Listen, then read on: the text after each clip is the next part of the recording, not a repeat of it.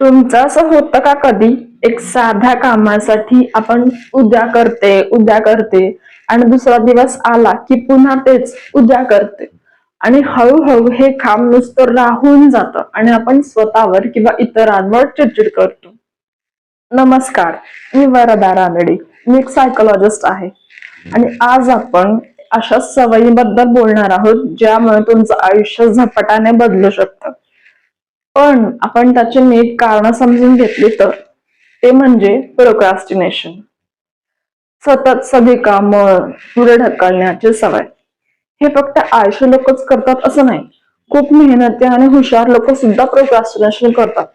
म्हणूनच आज आपण आजच्या व्हिडिओमध्ये त्यामागचं सायकोलॉजी समजून घेणार आहोत. असं का होतं ते समजून घेणार आहोत आणि हे कंट्रोल कसं करायचं हे समजून घेणार आहोत.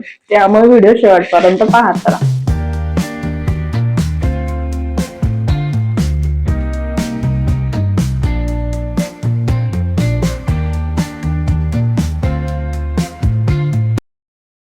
प्रोक्रॅस्टिनेशन म्हणजे नेमकं काय? कामाचं महत्व माहीत असून सुद्धा काम पुढे ढकलणं. असं नाही की आपण कंटाळतोय, फक्त ती वेळ निघून जाईपर्यंत आपल्याला बरं वाटतं. ही टेक्निक आहे इमोशनल रेग्युलेशनची. स्ट्रेस थोडा वेळ टाळण्यासाठी आपण काम टाळतो, पण ह्याच्यामुळे आपलं confidence, mental health, time management बऱ्याच काळासाठी खराब होतं. का होतं प्रोक्रॅस्टिनेशन? आपण कामापुढे का ढकलतो? चला 4 सायकोलॉजिकल रिझन्स बघूया. नंबर 1, परफेक्शनिझम, परिपूर्णतेची अपेक्षा. ह्या विषयावरती मी ऑलरेडी एक व्हिडिओ केलेला आहे, तो जर तुम्ही बघितला नसेल तर मी इथे लिंक टाकते, तो आधी नक्की बघा. नंबर 2, फिअर ऑफ फेल्युअर, अपयशाची भीती. मी जर हे काम करून चुकलो तर, हा विचारच आपल्याला थांबवतो. नंबर 3, टास्क अव्हर्जन, कामच कंटाळवाणं वाटणं.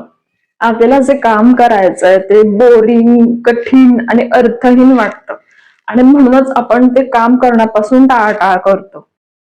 नंबर 4, इन्स्टंट ग्रॅटिफिकेशन, तत्काळ सुख हवंच. अभ्यास न करता दिवसभर रील्स बघणं आपल्याला का आवडतं? कारण की रील्स बघून त्याचं जे फळ आहे ते आपल्याला आत्ता लगेच मिळतं. मेंदूत डोपामाइन रिलीज होतं आणि अभ्यासाचं फळ आपल्याला उशिरा मिळतं, म्हणून आपण ते काम पुढे ढकलतो. आता आपण बघूया मेंदूमध्ये काय घडतं. आपल्या मेंदूमध्ये 2 भाग प्रोक्रॅस्टिनेशन मध्ये मुख्य भूमिका बजावतात. फर्स्ट, प्रीफ्रंटल कॉर्टेक्स, निर्णय घेणारा भाग.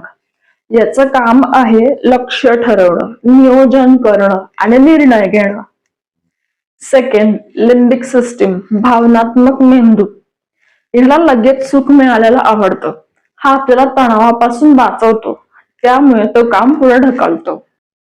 प्रोक्रॅस्टिनेशन म्हणजे या 2 भागांमधला वॉर. प्रीफ्रंटल कॉर्टेक्स जेव्हा कमजोर वाटतो आणि लिम्बिक सिस्टीमचं नियंत्रण सुटतं, तेव्हा आपण काम पुढे ढकलतो. आता प्रोक्रॅस्टिनेशन तर आहे, आता बदलायचं कसं? काय करता येईल? हे जर बदलायचं असेल तर नुसतं टिप्स नाही, पर्स्पेक्टिव्ह, तुमचा दृष्टिकोन बदलायला पाहिजे. नंबर 1, सुरुवात करा. Just start. सुरुवात तुमची परफेक्टच असायला पाहिजे असं नाही, तर सुरुवात करा आणि ते झालं पाहिजे. लहान पावलांनी जेव्हा तुम्ही सुरू करायला लागता तेव्हा तुमचा मेंदू आपोआपच पुढे स्वतःहून काम करत जातो आणि ह्यालाच म्हणतात झिगार्निक इफेक्ट. सेकंड, कामाचं विघटन करणं, ब्रेक इट डाऊन. अभ्यास कर असं नाही म्हणायचं, 15 मिनिटं फक्त नोट्स वाच असं ठरवा. थोडकंच ठरवायचं पण रोजचं. थर्ड, ताण आणि भावना ओळखणं. माझं लक्षच लागत नाहीये, इतकंच बोलू नका. कुठली भावना आहे? भीती आहे, कंटाळा आहे का कॉन्फिडन्स कमी आहे? हे ओळखणं म्हणजे 50% काम झालंच. फोर्थ, डेडलाईन नको, फ्रेम लाईन ठरवा. हे काम सोमवारी झालंच पाहिजे, इतकंच नाही, हे काम सोमवारी सकाळी 10 वाजेपर्यंत झालं पाहिजे असं स्पष्ट ठरवा. डेडलाईन नाही ठेवायचं असं नाही, तुम्ही जर 2 दिवस आधीच डेडलाईन ठरवली तर ते होणार नाही. थोडस सुरू केल्यानंतर मग डेडलाईन ठेवा, म्हणजे ते काम नक्की होईल. फिफ्थ, स्वतःशी कम्युनिकेट करा, संवाद साधा. आपण स्वतःशी काय बोलतोय, स्वतःला काय बोलतोय हे पण इम्पॉर्टंट आहे. मला येतच नाहीये, मी अशीच आहे, मला जमणारच नाहीये असं बोलू नका.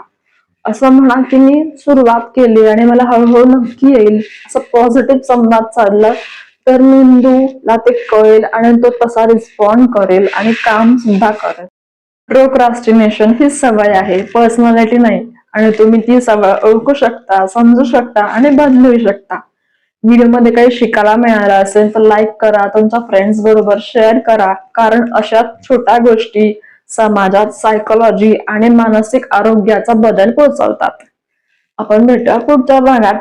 तोपर्यंत टेक केअर, बाय.